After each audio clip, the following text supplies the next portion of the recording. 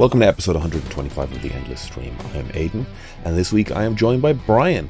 We are two artists, illustrators, filmmakers, and all-round shit talkers, and each week we take some of the endless stream of content brought to you through Netflix, Amazon, Hulu, Spotify, YouTube, Disney+. Wherever you get your content, we take a chunk of it, we watch it, and we talk about it. This week we are talking about all of the Marvel news and the comic book news and the Aquaman trailer and all of that stuff that is our usual nerdy purview. We are also talking about the John McTiernan movie from 1999, The 13th Warrior, with Antonio Banderas and Omar Sharif. As well as that, we are looking at the Kirk Douglas Stanley Kubrick film Paths of Glory. So we've got a wide range of content for you today. If you like what you hear, please consider subscribing to the podcast. Heading over to iTunes, heading over to Spotify, rating, reviewing, liking, subscribing, all of those good things really help us out.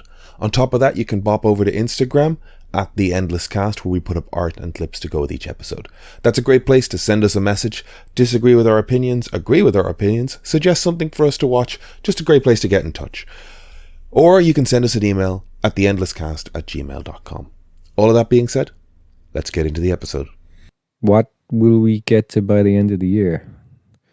October, November, December, 12 episodes, roughly 137.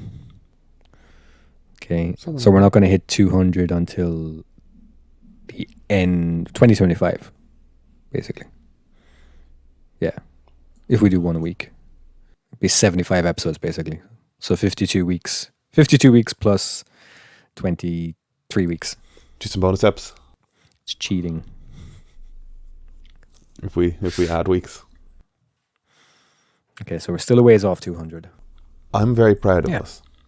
We can celebrate 150. We can celebrate 175. You know, we gotta. It is a rainy September weekend. Yeah, it's grey. It is grey and grim. Grey and wet. And grim. Took a big shift from the heat of last week. That was just to get those kids back at school. Like, you little fucks. You sweat. You sweat in your horrible uniforms. While we get to sit outside in our jobs. Wait, I don't know what I'm trying to get across there. I have had another, I think probably week 2 of my post-Edinburgh hermitage. All I'm doing is I'm getting up early, I'm sitting at the desk, I'm drawing, I'm editing podcasts, I'm going to the gym in the evening, I'm trying to eat a little better. That's not entirely working. I had a large pizza and a large garlic bread and a half a litre of Coke last night. But, you know, you do rewards. The Coke is the killer. Yeah, I know. I get it, though. I also went to the gym and I lifted 152 kilos. That's not bad, right? Deadlifting. Yeah. It's pretty good. Yeah. Pretty good. Getting there. You're deadlifting half your body weight. That's pretty good. I know.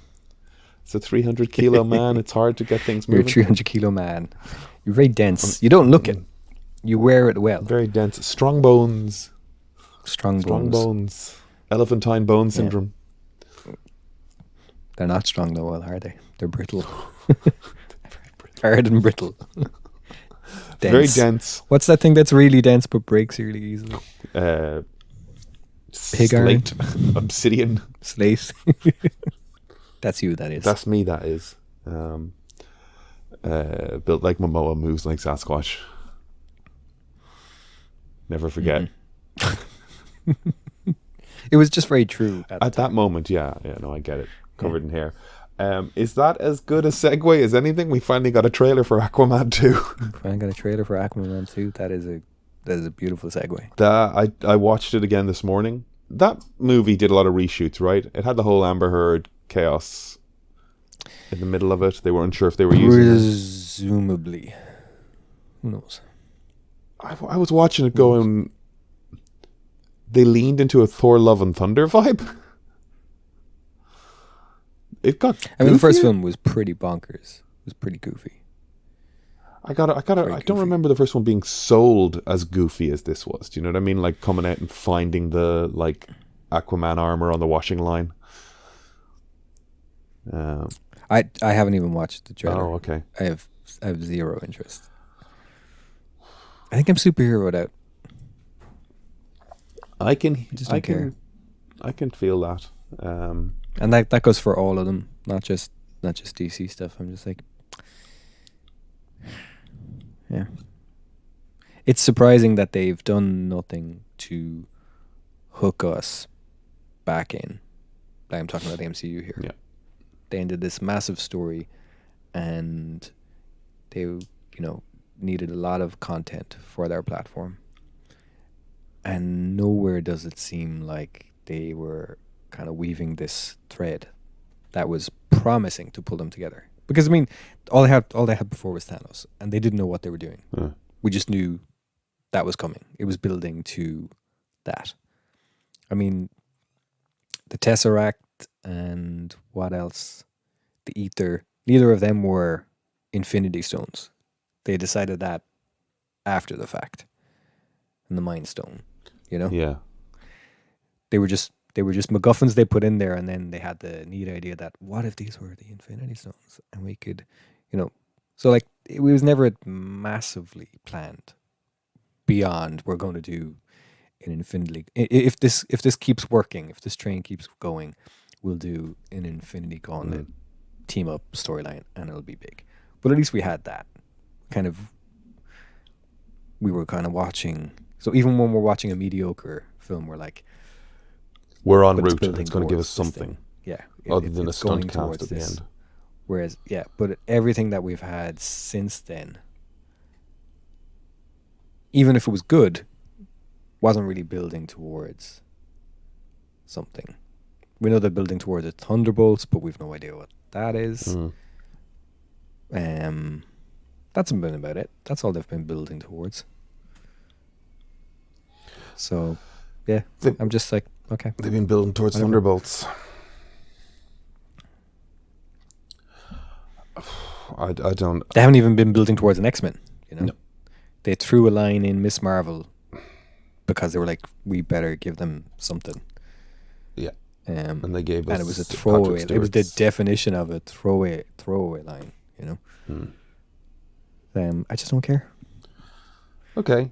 I don't mean it in a downer way. I'm just like, it's just doing absolutely nothing for my anticipation. My anticipation. Thank you, Frankenfurter.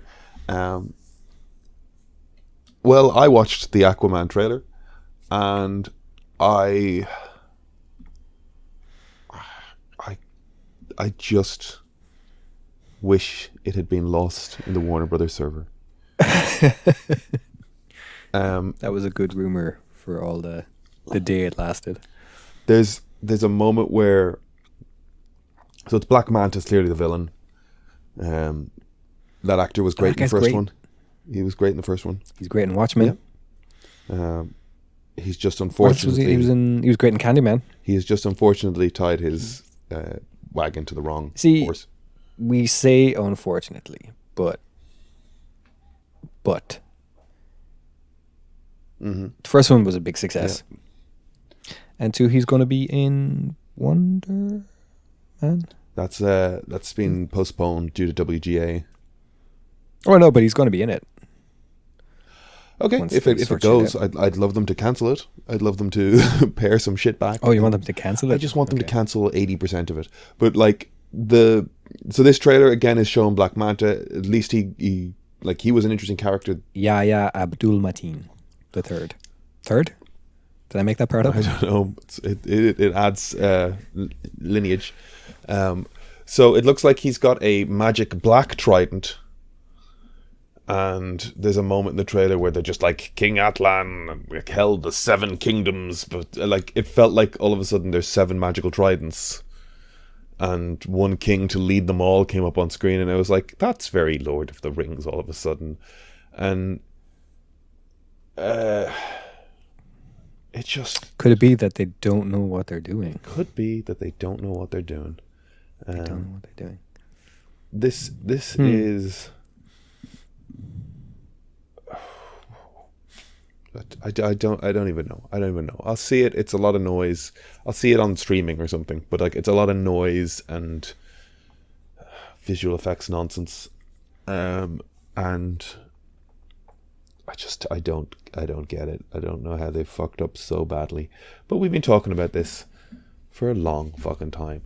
Is this the last of the Snyderverse DC nonsense? We can only dream. And are we old cantankerous bastards? And there's a whole bunch of children. Oh, the kids love him. The kids love him. I remember when I went to see Aquaman. Was that 2017? 18, I think. 2018.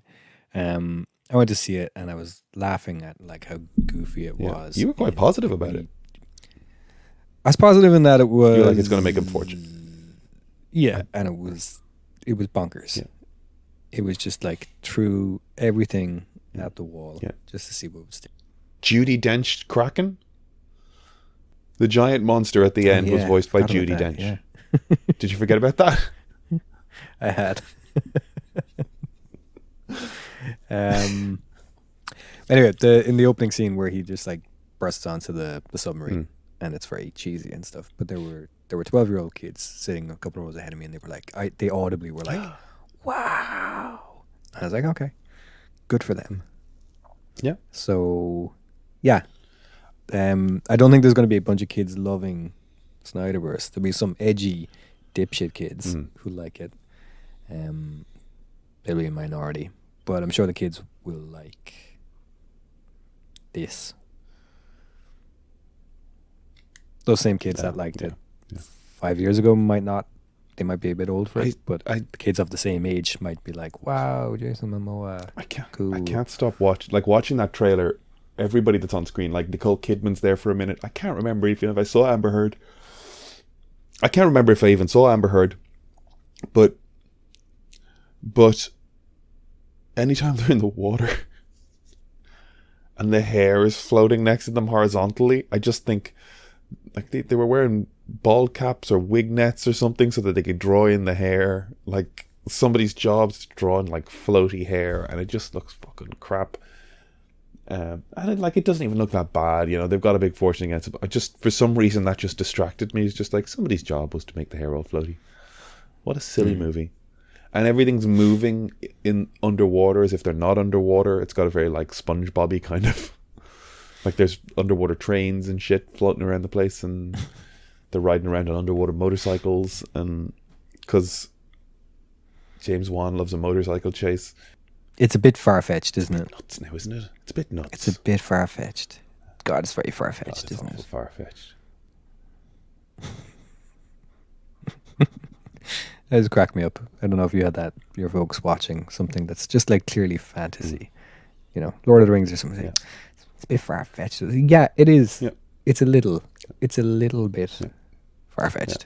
Yeah. And like somebody would say, an older relative would go, it's a good yarn. Completely dismissed, like, it's a good yarn. Means, what a load of bollocks. I had that with I had a little, like, I think I've said this to you before. My mother doesn't like sci-fi, fantasy, anything that gets, like, she likes what she likes, you know, and that's completely fair enough. She likes drama or sort of espionage-y kind of stuff. Like, she'd like Enemy of the State appealed to her, you know, Gene Hackman she loves, and like it's, you know, kind of, what would you call that? Thrillers, you know, like a good thriller. And is not into anything sort of sci-fi, fantasy, adventure, super heroic, you know, once it gets a bit too mad or too like conceptually like learning the rules of the world, I guess is it. But like looking at a spaceship flying around, an X-Wing flying around, she's like, what the fuck is that about, you know? And it's like, okay, but the next movie we put on, we see a 747 land, and I just thought to myself, you understand how that works about as well as you understand how an X-Wing flies through space, but you are able to you're able to go with one over the other. I don't know what my point is there. I just did think that was a funny sort of like, there is stuff in our own world that you have no concept of its functionality, and neither do I. Explain how the microwave works. Explain how the television we're watching right now works. And then tell me why a holographic phone call is any more far-fetched, you know. Meanwhile, I can show you fucking weird edge case tech demos that are kind of doing that, you know. Yeah. I mean, even televisions. Mm-hmm. Like, I understand the components and the things that work, but I'm still like, what? Yeah. What? Yeah. You turned three-dimensional thing into numbers. Yeah. And then represent those numbers on a piece of magic glass. And I'll go you something it simple. then looks like the thing that is in front of me. What? I'll go something similar, or simpler even, I think, in terms of really understanding the mechanics of the things that we use in our world and how they function. Like, it's like, oh, it's amazing, the world works almost as if perfectly for our bodies, or we're finding solutions with it. You know, that sort of like mm-hmm. I don't know how to describe this sense that, like, it's like it was built for us, except that we're not. We're just exploiting. Let me explain the phenomenon before I talk about it. Weightlifting straps. Just wrist strap, diagonal across the thumb, wraps around the bar. If I go one way, it's a strap wrapped around the bar. If I go the other direction with it, it locks in beautifully tight, and as I move my wrist forward, it tightens and supports my grip perfectly. And there's something about the engineering or the physics at play that means if I draw that strap one direction, it locks on. If I draw it the other direction, it just gets super tight and works perfectly. It's such a simple piece of thing that helps do a job. I can't explain to you why that works. You know, like it's probably explained easily by engineers and friction and torsion and whatever the fuck else, but like physics. But like, it's, you know, that sort of argument people make, it go, oh, like, of course, as a god, a banana fits perfectly. Our hand is built for, you know, like these ideas that, like, oh, an eye is so perfect, it just has to have been magically created. Like, understanding why the world works for us the way it does. Like, I remember reading Bryson's book, I think A Brief History of Nearly Everything, and he talks about the fact that, like, you know, in most cases, oxygen is pretty destructive to a lot of things. Like, it causes rust, it causes this, it causes that. But for us, for some fucking reason, the way we evolved, it works perfectly. So it's easy to think that it was built for us, or like, it's just a weird convolution of things. Like, he goes into a point at one place where, like, everything else that gets frozen contracts, but for some reason water expands, and that serves our purposes in the world perfectly, except that we've evolved within these conditions. I don't know what point I'm going off on, but I think there's a wealth of things we don't understand, and just when something looks slightly different isn't a reason to reject it. Just fucking shut up and watch the movie. Yes. Love it. You got it. You know what I'm driving at. You can translate whatever scattershot thoughts I'm going through at 20 to 11. I went to a gig last night. Well, oh yeah, what gig did you go to? I went to Zaska. Zaska, Zaska. That's correct. Cool. How were they? Guy, I don't know much about him. I saw him at the jazz festival. Was it last year or 2 years ago? I can't remember. He's a composer, kind of primarily working in jazz, funk, soul. Plays guitar. He's a fantastic guitar player. And the gig last night was a sort of... It was off the back of a grant from, I think, the IMC in Triskel. It's this Write, Record, Perform grant, I think. Basically, it was a recording of an album, but live. So they had some new songs that they were playing for the album, but they were going to do a live recording. So it's in the Triskel, which is this old converted church. And he had been in Paris at the Irish Cultural Centre or something, doing a kind of a residency there. And he had a load of Irish artists come over, and they wrote songs over there. And then they came to the Triskel last night to perform those songs live. So it was him and a few kind of collaborators. So the band is him, keyboard player, piano player, trombone, trumpet, saxophone, drummer, and bass player. And then he had himself on guitar, and then he had 4 vocalists. One of them was kind of a rapper, and 3 female vocalists, and they were all great. They came out on stage and kind of did little guest spots. It was really cool. It was very good. It was a good night. It was a good night. Yep. I think it would have been kind of better if it was the type of venue where we could get up out of our seats and kind of get closer, because that's the vibe they were kind of going for. Right.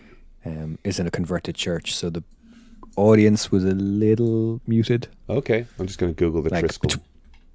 Have I been there with you? Between, possibly. I don't think so. Looking at it now, no, I have not. No, okay.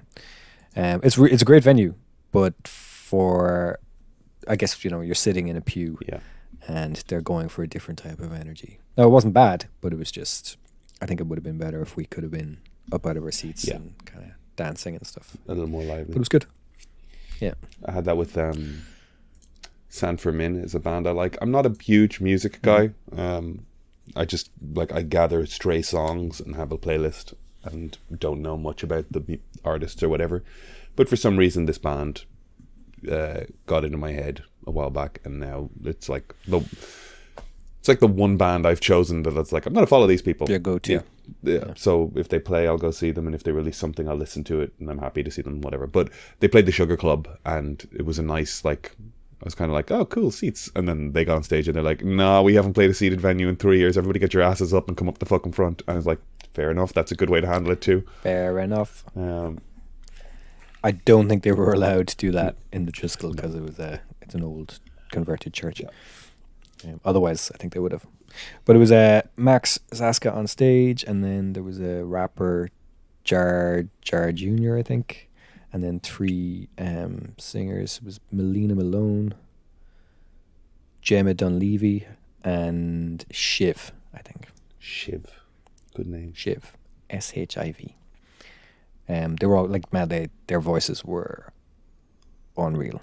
Then they were all kind of, in the kind of R&B, funk, soul type vocal, but they all had a different, very different vibe and presence vocally. And does it just sound cool great in a real converted church, or does it get Oh no, it was fantastic. Cool. Yeah. And when they were showing off and belting it out, it was just like, fuck, it was impressive.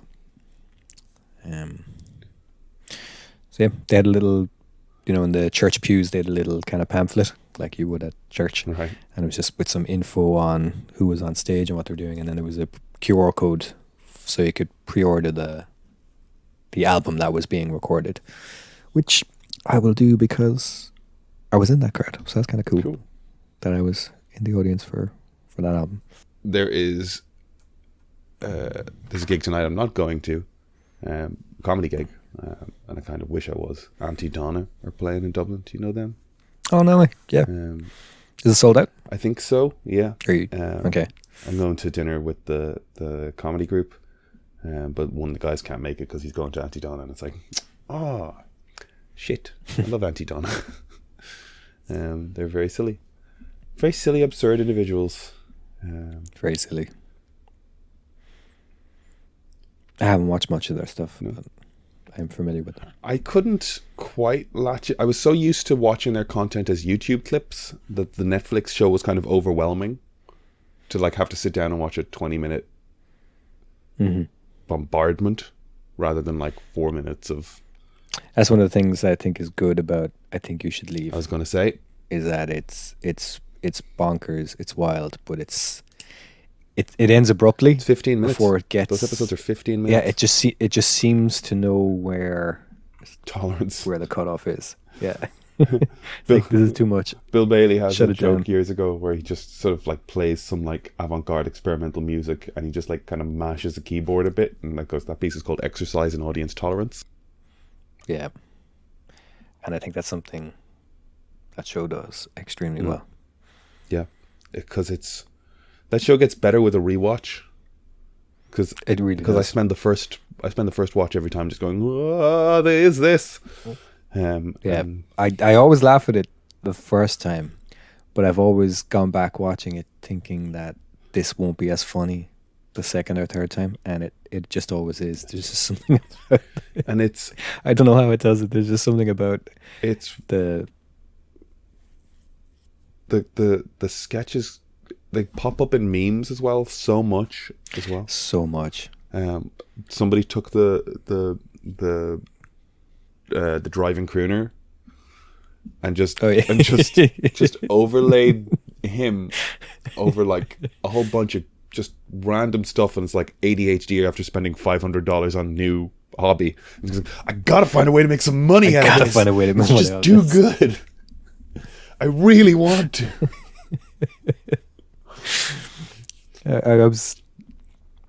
I'd rewatched it, and right before the what thing had picked up as a meme, I was telling somebody about it because I had just watched it, and then it kind of came up, and just the what are you talking about? Just that kind of thing, and then a week later, like that season had already been out. Yeah. Like I think is that the first season or the second? I can barely remember. It It had already been out basically, and I had watched it again, and it was just kind of in my head, and I was explaining the sketch to somebody. I was laughing as I was explaining it, and hadn't yet become a meme. And then like a week later, it was everywhere. People were just my husband, when it's the day of plans I told him about 6 months ago, and he's like, "What are you talking about?" It's the one where he's on a date, and she keeps taking like the nachos with like the most meat and cheese on it, and he asks the waiter to tell her, "We have a policy where you've got to share this stuff." And the waiter comes over, and then she figures out, she's like, "Did you tell him to do that?" He's just like, "What?" And then every single question he has, his voice just gets higher and higher. It cracks me up. Eventually, at the end, he's like, "What?" Will we talk about then? Were you able to have a look at the movie we mentioned last week? So here's a question. How would your ma'am feel about Predator? Still not grounded enough.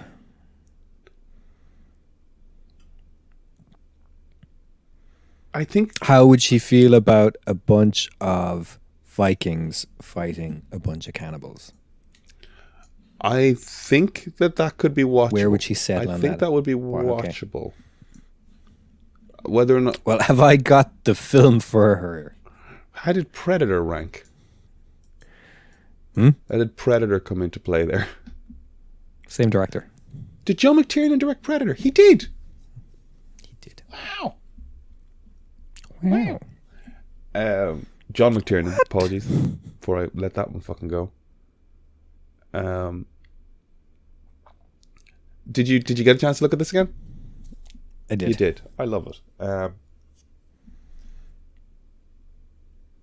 This was... I don't love it, but I don't hate it. Well, sorry, I was saying I love that you got a chance to look at it. Oh, okay. I genuinely love this movie. I found it on television. I think if I'd gone to see it in the cinema, I might have been underwhelmed, but I found it on television and was just like, what the It's very fuck TV. is this? And we're kind of diving into it, but just an observation I had watching it. It's like there's a real lack of... Gotta be careful now, because I don't want to insult Omar Sharif. There's a lack of star power throughout it. There's not enough Omar Sharif, you might say. But there's Omar Sharif, there's Antonio Banderas, and no one else. They're all very Scandinavian. TV. Are they Scandinavian? Yeah. A bunch of English actors in it, isn't there? Vincent van Gogh's in it. That's true. Misha Hauserman, Asbjørn Riis, Dennis Storhøy. It could really do Anderson T. It could Anderson. really do with a Mads Mikkelsen. It could do with a Mads Mikkelsen, yeah. I think the guy playing Bovine is great looking. You don't like him? I thought he was like... Okay, I think, brief overview for the listener. This movie is about a Arab ambassador sent out into the wider world, played by Antonio Banderas. You can't call him that. Arab? Arabian. They call him I'm Arab joking. throughout. I know, I'm joking. So what he has stepped on the wrong toes, slept with the wrong woman in Baghdad, and the ruler sends him out into the world as an ambassador, but really it's exile, and he's out just traveling around with Omar Sharif, and he encounters a bunch of Vikings, and the Vikings get called to help in a more northern town, and the wise woman dictates that 13 warriors must go and fight this battle, and the bones declare that the 13th warrior must be no Northman, and so Antonio Banderas is roped in to this adventure, and that all happens very quickly. It gets going. I find the pacing very very good. There are a couple of edits that are pretty abrupt, but I do know that this thing had a little bit of a troubled production and sat on a shelf for a year. McTiernan got fired. Did he get fired before it ended? He got fired. Yeah. Did he? He got fired, and then Crichton came in and did the reshoots. Oh, okay. It's based on a book written by Michael Crichton. Yeah. Should say that. Of Jurassic Park fame and Westworld? Westworld, ER, Congo. Wow.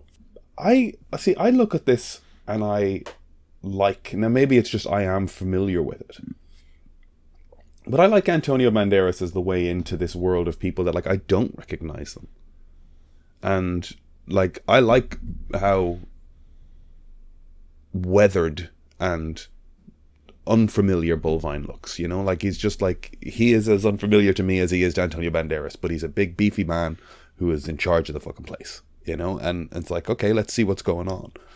I don't want to look at his face for 100 minutes. Okay, well, that's why we have Antonio. Me. So they're called to this northern town. It's basically Beowulf, isn't it? It's half Beowulf retelling, half adaptation of an account of a real person who did travel with Vikings for a bit. So Crichton said, I'm going to take that account and mash it up with Beowulf, and he did, and that's what we got. And I love it. I love it, the crazy adventure of it. It does kind of have a very throwbacky vibe to it. I like the limited CGI, like how much of it's practical. There's one key shot that's CGI, or at least one extremely noticeable CGI shot, and that is the on the waves. On the waves, yeah. They pull out. The pull out, yeah. And they open with that, and then they use it again later. It gets a little reuse. This film went over budget. That's why McTiernan was fired. Oh, all right. Yeah. McTiernan had some legal difficulties, didn't he? He did. He did. Perjured himself? He hired... Yeah. He hired a private investigator to wiretap Charles Roven and someone else. Holy crap. And then he lied to an FBI investigator. Yeah. When questions about it. It's the perjury that got him, I think. Yeah, I think so. Yeah. That was the main thing. But he went to jail. He went to jail for a year or 2 years, I think. Yeah, and he went bankrupt. Or he declared bankruptcy. Which, you know, is different when a rich person does it. Yeah. It's not the same thing. That's just... Basically means I'm not paying anybody anything. Fuck off. But I'll be back again later with more money. And you can't get it. Pay no attention to the money in my wife's bank account. John McTiernan's one of those names that I associate with filmmaking for so fucking long.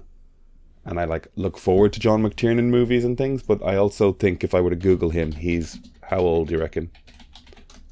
How old? Yeah. Is he retired, or is he still making? He's got to be in the 70s now, I'd say. He hasn't made anything in a while. 72. Because there was somebody recently as well that I was like, so The Long Way Back with Ed Harris and Colin Farrell, The Way Back. Peter Weir, yeah. So it's another person who is just like, I associate with films that I'm like, I like, and I like the scale of, and I like the prestige of them I associate with that guy. And it's like I'd lost track of the fact that like he hasn't made a film since 2010, and he's just like either retired or died at this point. Retired. Yeah, he's 79, you know. Is it Peter Weir? Yeah. Okay. So he won't be doing Master and Commander Part 2. I wish he would. But I fucking wish he would. fucking wish he would. I love the it's simple storytelling stuff in the 13th Warrior that I enjoy. Like Antonio Banderas and Omar Sharif visiting the camp and being sort of alienated by the language and having to communicate through, like, they tried Latin, they tried Greek, they tried a couple of different languages before they found one that they could talk to somebody with. Seeing the little cultural things, just being slightly removed from them, you know? Like, I thought that was a really nice way to sort of get us into the world and set up things that we would see later, like the burial of the king at the start. The lo there do I see my father, lo there do I see my mother and my brothers and sisters. Like that's such a nice way to get us into the world. There is something small about seeing the Viking boat coming up that river. It's not shot incredibly impressively, but it's also like, yeah, I think if I was standing on the banks of a river, that's likely what I would see coming, right? And it would probably be, if I knew anything about Vikings, probably be a good sign to run the fuck away. I don't disagree. Yeah. It's just there's a big shift from 90s movies into 2000s, 2010s, and this is very much a 90s movie. A 90s movie. It came out in 1999, but it could have come out in 94. You know, there's an element of that to it. Yeah. I don't think it's a bad film. It's just, but I kind of like that. I like that, like, like there's action that you see in movies. I'd probably rather watch Prince of Thieves.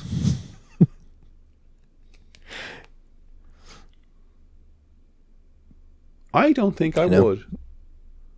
I like how weird this movie is. I like how disconnected I am from the different cultures. I like getting a glimpse into them rather than having. I like that, like, it's probably fucking wrong in so many historical fucking ways. Like the fact that the 13 warriors are all like, some costume designer went off, you know, like the like Bullvine is very wearing like medieval plate armor. Somebody's wearing chainmail. Like the redheaded dude is wearing a kilt. Like they're a great little like mix of like anything. They needed to pop separately on screen. Yeah, and they did. There's 13 of them, and they need to pop. And they start killing them off very quickly. They do. You know, they aren't precious about any of them.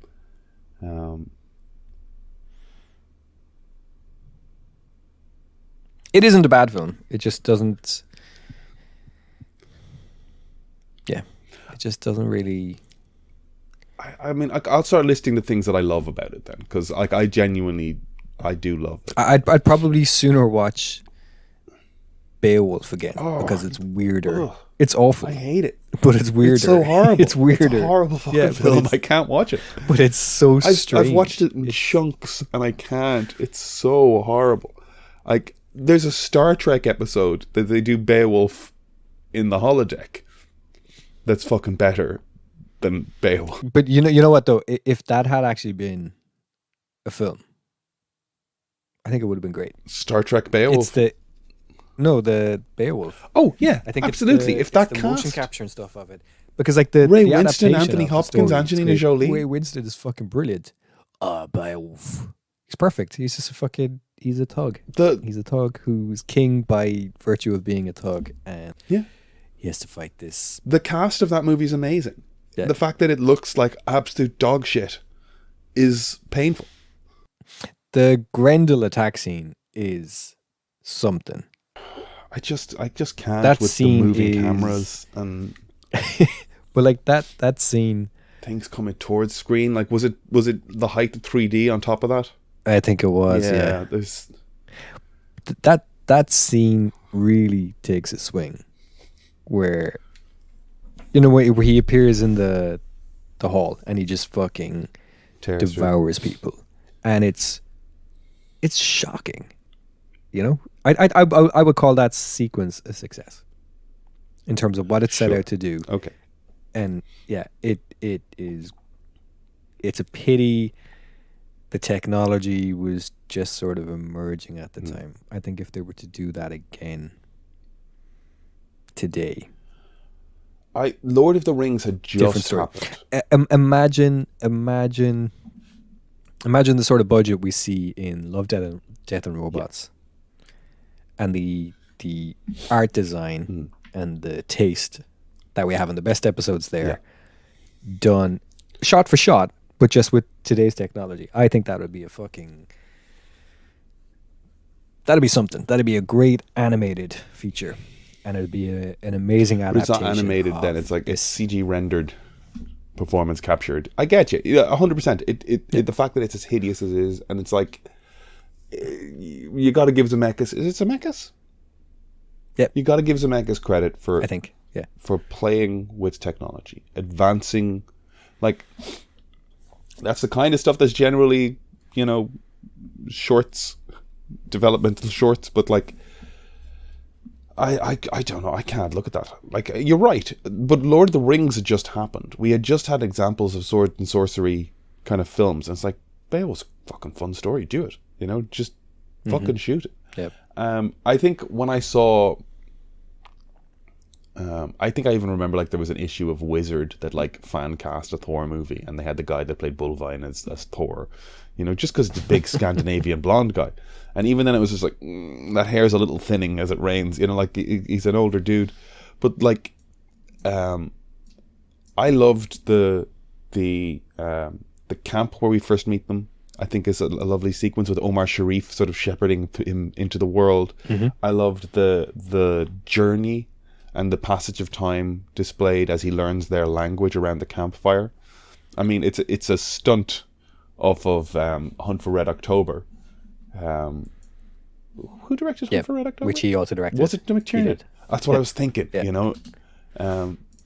It is McTiernan. Yeah. Listen, got a catalogue of fucking films, doesn't he? Die Hard, Predator, Hunt for Red October, and then Die Hard with a Vengeance, Last Action Hero. They won't be everybody's taste, but they are. I mean, Die Hard alone. Die Hard is. You could watch Die Hard and learn how to make an action film if you're paying attention. From 1986, this is his cinematography, right? He doesn't have filmography. He doesn't have many, many, many films. Nomads, 1986. Have you ever seen that or heard of that? Not sure. With Pierce Brosnan. A French anthropologist specializing in nomadic groups moves to Los Angeles with his wife and starts following a group of sinister street punks who seem to live and move around in a black van. But they aren't what they seem. That looks fucking weird.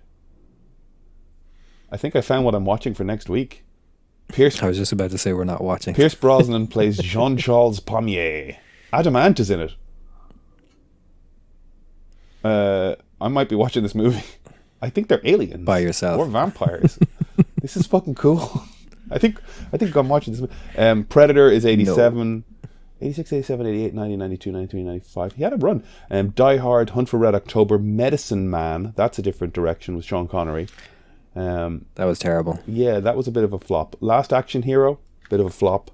Die Hard with a Vengeance, back to the hits. Thomas Crown Affair. Last Action Hero was misunderstood. I loved Last Action Hero. I watched it a bunch. But that brings us back to the idea that children will watch something and love it for what it is, whereas... No, I think people didn't get that. That film is... it's a parody of the action movie. And people didn't get it. But is that a case of it was mismarketed at the time? Because by the time I saw it, and that's... I think 90s film critique was a different beast then as well. 93. I had to have seen that in 95 or something. I loved it. It was jaded with action stars, and they didn't want to give it its due, I think. If that came out today, it'd be praised for being embracing what it is, being as silly as it is, you know? Mhm. It's a good film. You don't have to tell me. I loved it. Like, I loved the guy exploding in the La Brea tar pits. I loved the animated cop. I like this little like changing glass eye every time. The fact that like Charles Dance. The fact that the Reaper from the Seventh Seal comes out, or it's not the Seventh Seal, but it's like Seventh Seal like. To be or not to be.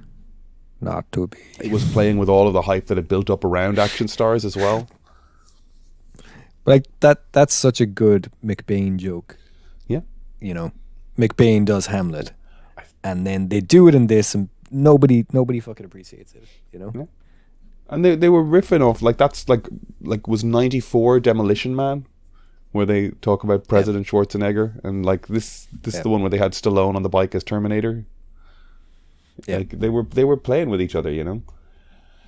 It calls out all the kind of movie tropes, you know, the fake phone number, and you know, just 55555. Like I was that kid. I was that little kid. Loved action movies. You know, like it was. What was the rating on that film? Probably. I don't think the 12s rating existed yet. It was probably just PG. PG? You don't think 15s? Yeah. No. PG-13. I wouldn't think so. Was Ian McKellen the Reaper? He was. It's a good film. Good film. F. Murray Abraham, Charles Dance, Art Carney, for fuck's sake. Anthony Quinn.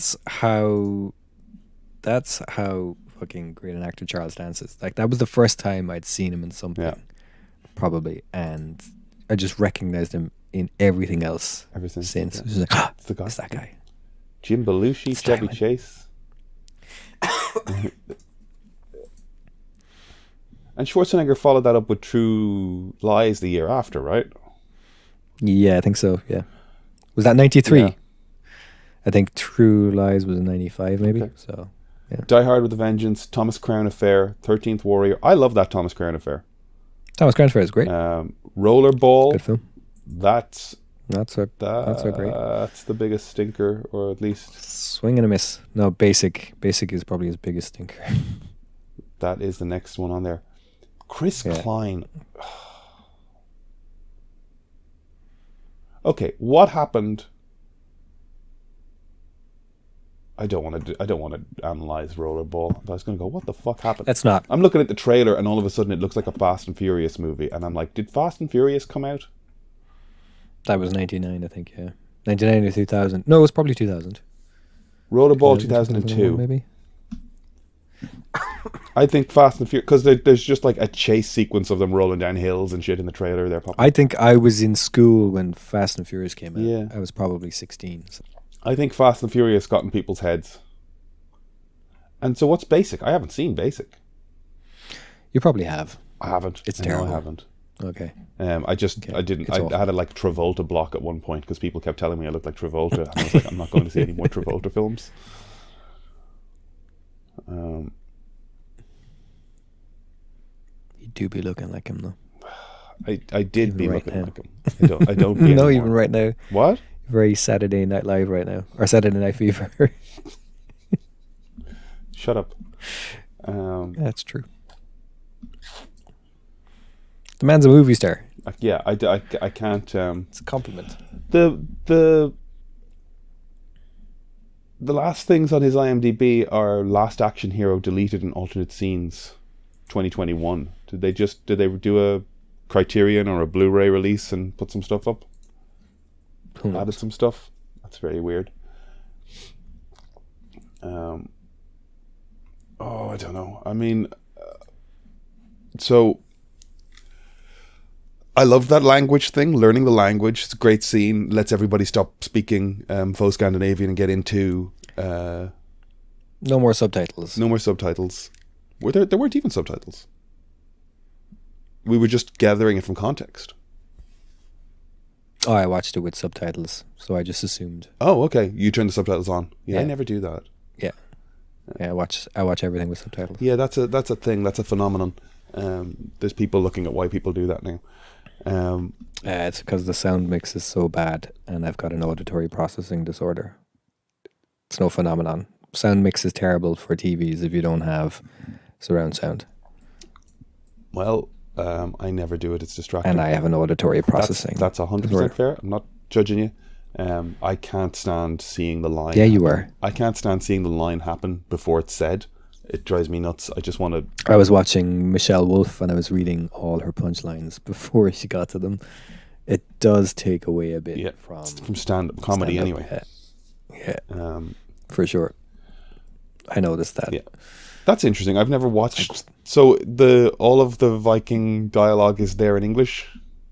Oh, I don't know. I just assumed, because I was watching subtitles, I assumed some of it was subtitled. You see? Okay. Yeah. But no, sorry. The trick being that in Hunt for the Red October, that's the point. And they did it in Dead Reckoning as well, I think. Possibly, did they? I don't know. Dead Reckoning. Do I know Dead Reckoning? Mission Impossible. Oh, sorry. Yes. Yeah, they did. Did they do it at the start of that as well? I can't remember. Yeah. The cinema So I saw basically Dead Reckoning in was a fucking disaster. I was distracted for the first 15 minutes trying to get them to turn the lights off. Trying to get them to turn the lights off and trying to get the woman beside me to stop looking at her phone every 10 minutes because she didn't want to be there. She just kept opening the phone and going to Instagram and checking her messages and checking Twitter. It was a little loop. I saw her do it over and over and over again. Nothing had changed. She got no new messages. She would look at her stories, then she would check who was looking at her stories. She's just addicted to her phone. Yes, and also doesn't want to see a Mission Impossible movie. Don't come. Anyway, I think it's more a problem that she's addicted to her phone. If she could keep it out of her hand for 20 minutes, just out of boredom, she would start watching the phone. That is the thing. But she's just more interested in her phone. That's the issue. There's a screen 30 times bigger than you are with lights and sound shooting images at you. You couldn't help but get drawn in if you just gave yourself a little bit of time. 10 minutes. Yeah. So yeah, no, I missed the whole, like, I was out of the theater trying to talk to a manager to get them to turn the lights off. Then I watched somebody else go and do it. Then I went and did it a third time. I was also like, whatever little screen I was in the Savoy, I think I said this to you before, the screen had an angle of it on it. So like the screen was like angled that way, and the seats, like you want straight onto the screen, but the screen was at like a 30-degree angle, and the chairs were at like an opposite 30-degree angle. It's like, why you have squeezed a theater into this space, and it doesn't fucking work. Why have you done? And I know I should have just booked a better theater or something, but I was frustrated. So I missed whatever linguistic game they played at the start in that submarine. I think they do it. I can't remember. But what I'm referring to is when, they're speaking another language and we're looking at subtitles, and then they just sort of seamlessly start speaking in English. And the idea being that they haven't started speaking English. We're just understanding what they're saying in their language. And when they nail that, when they nail when they nail showing us that transition, it's so seamless. We understand as an audience what's happened. And it's beautiful. It's lovely when that works. And they did it very well in 13th Warrior, I think. The second piece of terrible CGI happens just after that, when they're getting ready to go head off the next morning, and Antonio gets on his horse and his horse jumps another horse. Yeah, that's the second piece of also the stuntman. It, like, there's one shot where it's clearly Antonio and it's in slow motion. It's got a really kind of long lens, so it's all kind of compressed. And probably makes him look like he's going much faster and everything than he is. But before that, the shots, the stuntman is just like, where's Antonio? Who's on that horse? That's not him. Yes. Shameless. Do what you got to do. Yeah. Get away with it. He's wearing a headdress. Like, they could have concealed a bit more. They could have shot him from a bit further away, but instead the stuntman is riding towards the screen and we can see his full face. It's just like, Come on. Come on. I've never noticed that. I gotta go back and watch it. I noticed it. I've never noticed that. He gets on the horse, he takes off, and then he's riding towards the camera, kind of at an angle, but we can see. Right. We're kind of looking at him from like his right side. I Very think. definitely not And Antonio. It's clearly not Antonio. And then there's the shot where he's coming directly towards camera, and it's him. But before that, there's 2 or 3 shots where it's very, very, very clear it's the stuntman. Okay. And then there's that bad CGI shot where he jumps over the horse. That is very. It's not even bad. It was unnecessary. It was unnecessary. It's a fun idea, yeah. I guess. It's a little. It's just got a lot of like motion blur of the day on it. You can see it as a separate object. Just like they obviously jumped the horse over something, but they've masked out everything that the horse was jumping, and then they've moved the whole jump higher as well. So it's just. I'm sure there are many. Wow, it got really blurry around the edges there when that guy fell really off his blurry, horse. didn't it? What was that about? Yeah. I liked the world, like the town they built to come to. I love them walking in and as a group, like evaluating. There's no, fighting men available to us to help. There's no fortifications. I liked seeing a team or a group process something and start planning out what was going to happen. I liked them coming to meet the king. That king is very recognizable, but I think he's got a recognizable face, but he actually is not in much in a American or European context. Like he's in a lot of Swedish things, I think, but not. Good face on him. I think he played a good older king, and we know that was Anthony Hopkins in the Beowulf movie. I loved the sense of time that we get off of it, where the old man is like, I knew him as a boy, but now here he is grown to man. Like the idea that like people in this world know each other, and there's these massive passages of time, and you get that like very classical old story kind of thing. Like I remember from doing classical studies in school, anytime anyone arrived at anyone else's house, there was like an exchange of stories and gifts, and like the sheer nature of the distances involved in traveling is like you knew this person and they were a great friend, but it's like I'm not seeing you for another 8-10 years, like, so when they do arrive, it's a whole event and there's a lot of gifting, and like I liked seeing a version of that. I loved the little, like, they get a little bit of court intrigue going on as well, like the son doesn't like these people coming in and being potentially just another group of people he has to deal with. He's trying to climb his own ranks to king. Like even when we meet Bullvine, it's at a king's funeral, and he's the heir apparent, and there's a little contestation. Contestation.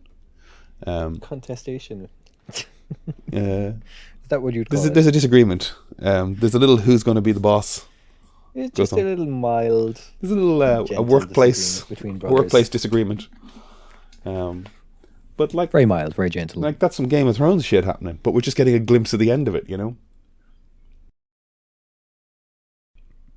I liked the duel. I can't tell you anybody's names. That might be a problem. It's a little bit of a problem. What was the name of the guy that was always talking to Antonio? He was our translator. Herger? They're literally given names to do with their work. There's fat, rider, archer, superstitious, joyous, leader, musician.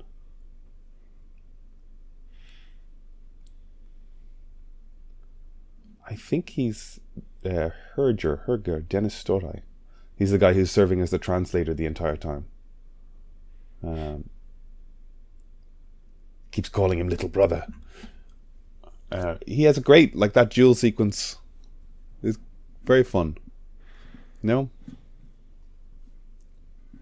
Just not giving it much thought. I just like it's fine. It just doesn't feel.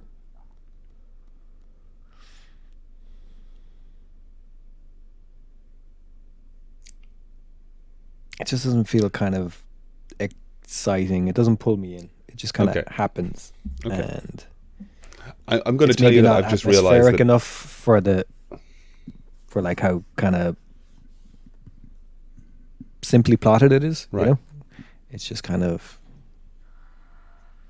is. what But I I'm don't hate it. what I'm realizing is that it might be the third of my go-to films that I just will put on and watch. And I've been kind of looking for that third. Right. Like Hunt for Red October and Master and Commander. This might be the third one because I was just like, what? So 2 McTiernan films in there. Yeah. That's high praise. I have those 2 films and I've always been like, those are 2 boat films. Is there a third boat film that might be the thing? I need a boat film. Is there a third boat film that might be the round out a trilogy of movies that I enjoy here? And I think I just realized that 13th Warrior is that one. Like, if it's on, I'm happy. I like Antonio Banderas grinding that sword down to a Saracen shape. I like him. I like when he finally realizes that they're not monsters but they're humans, and then he just goes off on a fucking killing spree, like in a like, not like some fucking martial arts lunatic fucking thing, but he's just like, suddenly he gets into the battle. And again, that moment where the guy who's talking to him and calls him little brother turns around and goes, "It's okay, little brother, there are more." It's like, we can kill more of these people, like these monsters attacking us.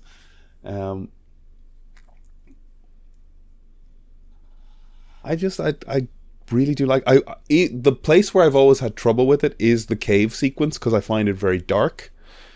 But I've watched, this might be the first time I've watched it on like a 55-inch screen, and Right. like, I think Less of a problem. I think that's the problem. I've been watching them on like 32 or CRT screens. Like, if I'd seen it in the cinema, maybe it works fine. It's the first time I really kind of appreciated the shot construction of. I'm basically just lecturing you about a film I love now. But that Not at all. that moment where they decide they want to swing a rope onto another ledge and then climb a rope down into the water so that they're not seen by the Venga, I think they're called, the tribes people that are hunting them. Grendels. You're frozen for me there, so I'm not sure if you're still with me. But we see that shot a couple of times. We see somebody swing to a ledge and then transition and start to climb down. And then there's one shot we see as Bulvine catches Antonio as he almost falls. And he pulls him back up onto the ledge, and the camera then follows Bulvine down. And we're looking down at him climbing down the rope into the water. And we get a reverse shot looking up as he climbs. And as we're seeing him come down, we also see another one of the Vikings just swing across the gap.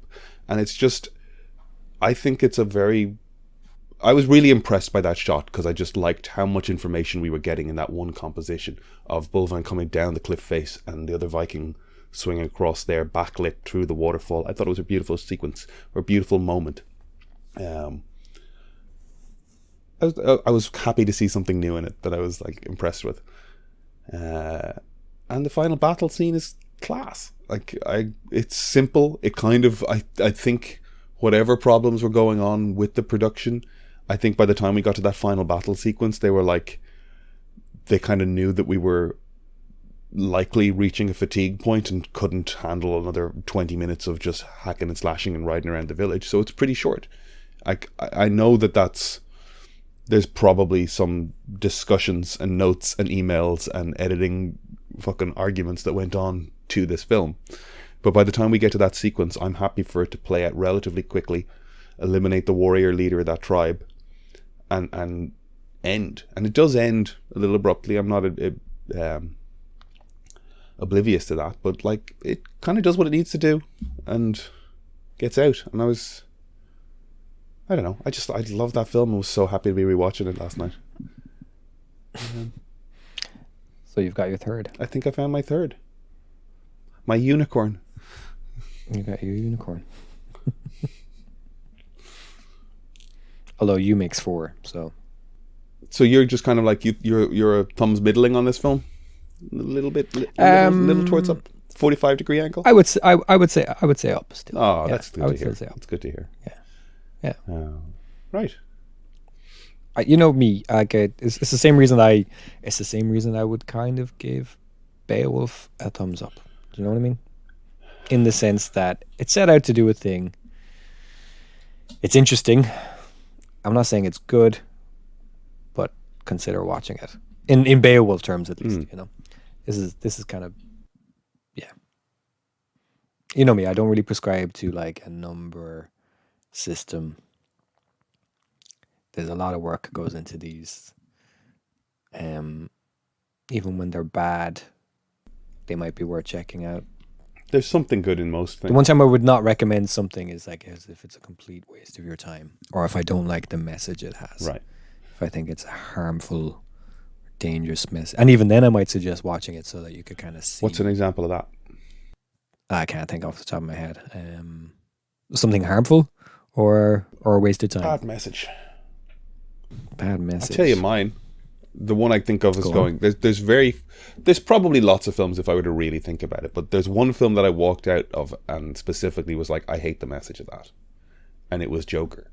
Oh yeah. I thought that leaned into the positivity of the message of reach a point of despair and start lashing out violently. Yeah. And I hated that. I hated that as the message. And it was doing that in the marketing even before it came out. I had so many people who like had no interest in comics or anything like that in my college class, right? Yeah. Just like GAA heads, you know, just like, yeah, people with no interest in Batman or Joker or stuff. Yeah. And watching the trailer for that. Now, granted, like they're 19 or 20 and they're like, that looks class, man. That looks so fucking dark. Yeah. Like that's fucking cool. It's like, no, it's not. It's not at all. Yeah, and like there's examples of the idea that like cautionary tales of toxic masculinity often get presented as like and adopted as like male power fantasy. The Wolf of Wall Street, the Wolf of Wall Street, even Wall Street, Fight Club, yeah, and Joker specifically. Like, I don't understand how people walk away from that. Like, whatever about Wolf of Wall Street, okay, he's a dickhead, but we see so much of the excess that's the thing, and the partying Scorsese and the silliness. does that a lot. Yeah. He's glorified that a lot. I don't think he gets enough criticism for it. The reason people love Goodfellas is because it's a power fantasy. The reason people love Scarface is power fantasy. People love Breaking Bad. The majority of people like Breaking Bad think it's the best TV show ever, but not because they watch a lot of TV. It's because of the power fantasy. And The Irishman, Goodfellas, Casino. I'm trying to think how it ends for all these people, but like it doesn't end well for these. Like The Irishman specifically, like maybe people are missing the point by the time it's 3 hours long, but they absolutely are. Like that man ends up alone without his family, an old man in a small house falling down. And that is people's lives anyway, you know, like the arc of a human life, like the power that he may have had one way or another, like they still ended up a bunch of pathetic old men in jail or alone, you know. And I don't know, is it Scorsese's fault for not highlighting that aspect of it as much, or is it the audience's? I wouldn't say it's his fault, but what I would say is, like, it doesn't work out well in Scarface. He's a very exciting, kinetic filmmaker. And he knows how to make, you know, a very dangerous lifestyle look very appealing. And then I think a lot of the praise he gets is because of the excitement a general audience feels when they watch that stuff. And they don't necessarily, the point of it is missing on them. And he gets lauded as this great director, and he is, you know, but he's also overrated. But I don't think it's in the conversation enough. Yeah. Well, Joker specifically, I was watching that film, and it's as much as anything because I'm a massive Batman fan. But it's such an antithesis to Batman that, you know, his, like, if you think about Batman Begins as being a character that's aiming at being a symbol of hope to pull a society out of a downfall. Yeah. This is a symbol of the pit to kick a society into a complete barbaric outrage.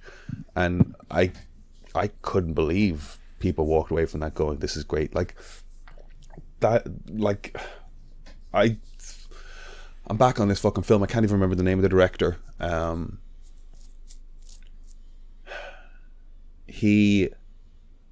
think he got lucky. He got so lucky with Todd Phillips. Completely. We've seen this guy make films for 20 years. He got lucky with whoever wrote the fucking script, with Joaquin Phoenix and the rest of the cast doing an amazing job, but the cinematographer doing an amazing job. Somehow he fell ass backwards into a team that was better than the film he had in front of him. Well, and they made something phenomenal. Scorsese was attached for a while. Right. And it was basically king of comedy. Yeah. Okay. I didn't realize Scorsese was attached. He was attached in some way for a while. I can't remember exactly. Maybe as a producer. Okay. I'm not sure. But yeah, he was attached to it for a while. But like, the film is essentially king of comedy. And somebody said, what if Joker, king of comedy, Taxi Driver, but instead Joker? You know? And he got very lucky that made a film where the constituent parts look amazing, but the message is still fucking shitty. I really don't. Yeah. Like, somebody asked me about films. I could get behind the message in the sense that if it was a person against the wealthy and the corrupt in a city. So the city's in dire straits, and the people with the power to do it, whether it's people with money or people in political power, they refuse to do anything. And if it was somebody angry against that, taking action in a sort of a vigilante way, I could get behind that. But when it's a mentally ill person, and especially when it's based on a similar, like that subway shooting happened, except it was, I think, instead of like 3 Wall Street bros, it was it 2 or 3 black people, I think, and the guy shot them and he got away with it, and like, it's based on a real thing. I did not know that. You know, it's for and that was a very racially kind of charged incident that happened then, and somebody kind of took that and said, okay, well, what if it's these Wall Street guys instead? But it's just muddled. It's dangerously muddled. Rather than being an anti-capitalist thing I can get behind, it's this mental illness is cool, and this sort of violence is cool, and this sort of dangerous vigilantism is cool, and it's like, and this villain is ultimately cool. It's like, even down to that last, doesn't fly with me. Even down to that last shot, where society has failed him. He's commenting on the idea that like mental health services aren't there to support. He has issues with the elite and the rich not helping develop a better world or whatever, like the social economic disparity between people. But when he cracks as a character, like, I'm even trying to remember the scene. Who's the actress who lives on the same floor as him that he fantasizes? Is it Zazie Beetz? Like, he fantasizes that romance about him. Zazie, I'm not sure how you pronounce it. Yeah. Like, there's a moment where it's like, I'm trying to remember the delusion, but you see him go into a room and come out of a room, and like, he then sees her for the rest, and it's Fight Club. She's not there. She hasn't been there for a long fucking time. So he killed her. We go back in our heads, and like, we're supposed to believe, no, he walked into the room and fucking killed her. Like, he killed her. He kills the people he worked with. He fucking kills those people on the train. Like, this doesn't start lashing out against the upper crust. He starts lashing out at everyone around him, and even that final scene where we sort of supposed to laugh at him getting out of the fucking psychiatrist office in the mental institution. That woman is just interviewing him as a therapist, and he walks out of that room with his feet stained in blood, leaving these bloody steps around. It's like, I'm not easily shocked with violence and stuff. I watch fucked up shit, but the message of this movie, the fact that people walked away wearing that fucking costume and dancing up and down the fucking staircase for the next 2 years, like, Yep. dangerously muddled is a great way to put it.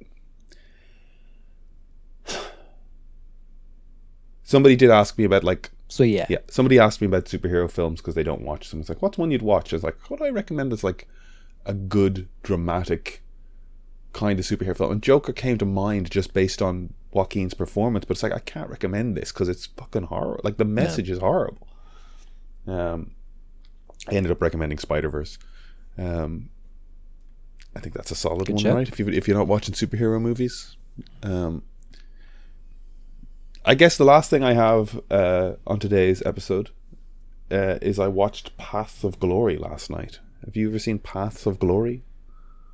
Kirk Douglas movie from 1957. Kirk Douglas, yes. You have seen it? The Kirk. Kirk?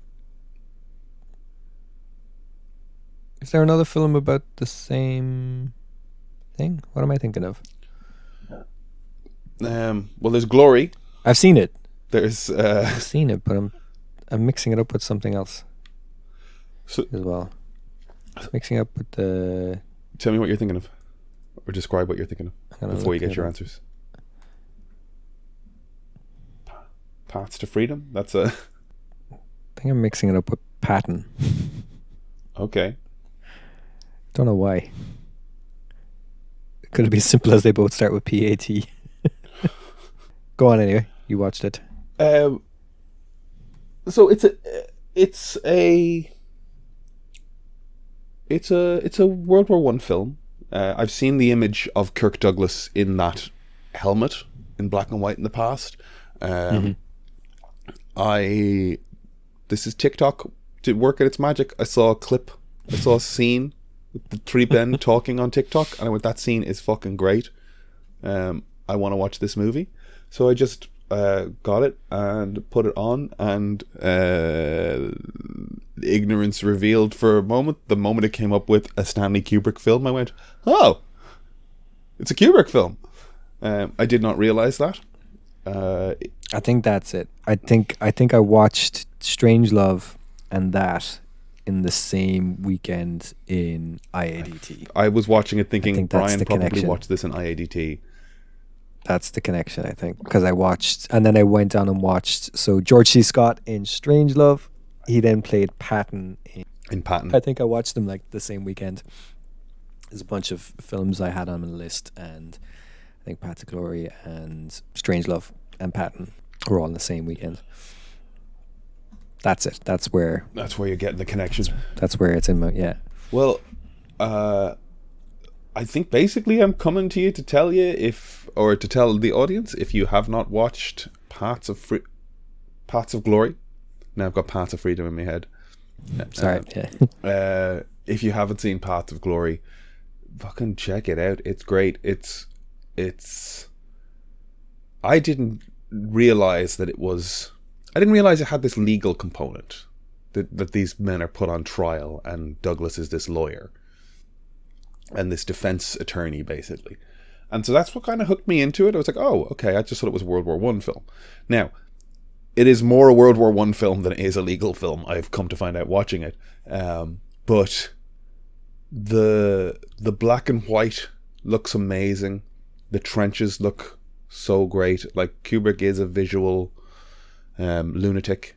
The amount of people in the trench, the way the camera moves through, they're given a task to take a strategically important point. It's a suicide mission in essence, but like their general just wants the prestige associated with having taken it, and completely like the military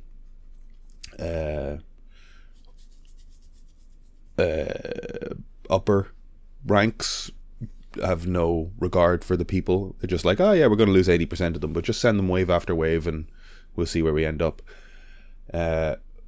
I was unsure to what degree a movie in the 50s was going to like represent, like how much money, how many extras, how much land are we, like what scale is this going to be? The attack looked amazing. Like, it looked great. The moment the time came for them to go over the top. Douglas's performance, that moment as he's marching, like he's walking through the trench, surveying his men, and looking at what's going on, and listening to the countdown as the artillery bombardment stops, and the moment he just climbs up and hops above and starts waving his men up and blowing his whistle. It's such a strong visual. It's such an amazing shot. It's such an energy. It's such a, like, I don't know who would have the resolve or courage or wherewithal to step up onto that bank, turn their back on machine guns and urge their men out. I know many had to during that war, but it was beautifully done. And like that image, it turns out, is on the poster. It's a great shot of him just the blowing the whistle, pistol in hand, fucking urging them out of the trenches. The general watching from a distance is great. There's a guy in it, I think he's Ralph Meeker. He really has like David Harbour vibes. He's one of the people that eventually ends up on trial. It was kind of fun watching him. Basically the battle goes fucking terribly wrong, and they decide to try the battalion for cowardice, and you watch that unfold. It's, I don't know, I thought it was gripping. I really, really liked it. The characters in it, like, it was such a play of a thing, you know, like you couldn't build that many sets, but like strong performances, strong characters, the faces. One of the things that was absolutely distracting was they are all, of course, French soldiers with solid American accents. I think there is... See, they just needed to do that thing where they're speaking French for a minute with subtitles and then start speaking in English. Yeah. And then you'd have no problem. Yeah. It's solidly one of those things where it's like, you know, the way period or regional things tend to be with English accents. Honest to God, I think I would have bought it more if they were sort of upper crust British accents. But when it's like local Yankee stuff, I'm like, this is weird. Of course, we're doing it for France, you know. It was so... Bonjour. For the honor of France, we're going to take that hill. And isn't that right, partner? It wasn't quite John Wayne, but was... It might as well be. Yeah. And Douglas... I think I gotta watch more Kirk Douglas movies. Like, I love Spartacus. I've seen a few of them, but like he held this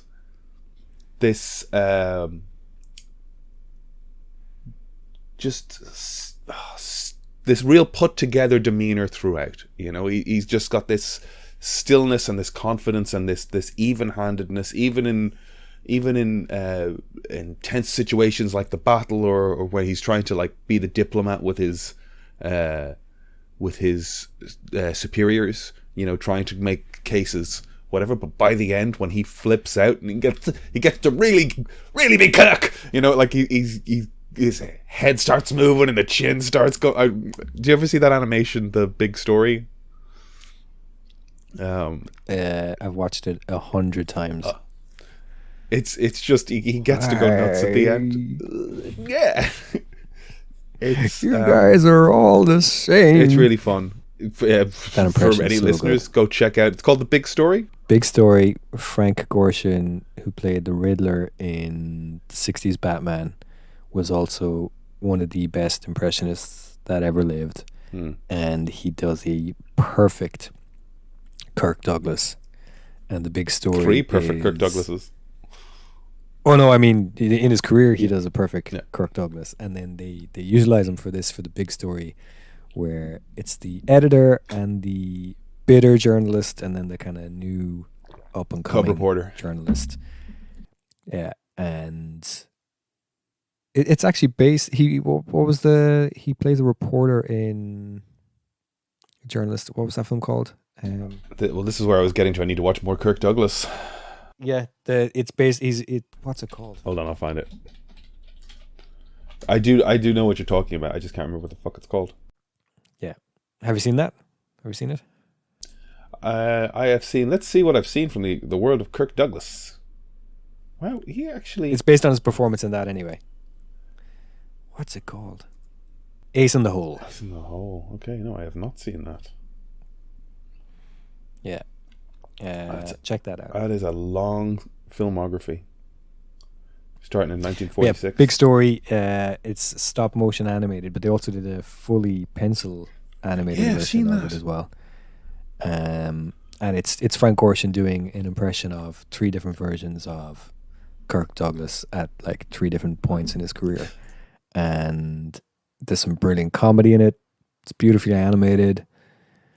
And the impression is just superb. Yeah. You guys are all the same. Well, Paths of Glory. I really enjoyed it. It's stunning to look at. When did the Hays Code stop? Did it officially ever stop? Let's find out. Hays Code discontinued 68. Okay, well this is well before that. I was just wondering, the Hays Code, one of the things in the Hays Code was about villains not being able to succeed. They didn't really want negative endings, but it's kind of hard to call this a, like, you know the ending in its movie, but I guess they just play into the reality of the nature of war and military structures. So I'm going to watch Pierce Brosnan and John McTiernan's Nomads if I can find a copy of it. Of course you are. Let's watch Ace in the Hole again. Have you seen it? You can find it. I've seen it, yeah. Okay, I'll throw on Ace in the Hole. That's my episode 125. Have you anything to add as we... No. Roll credits.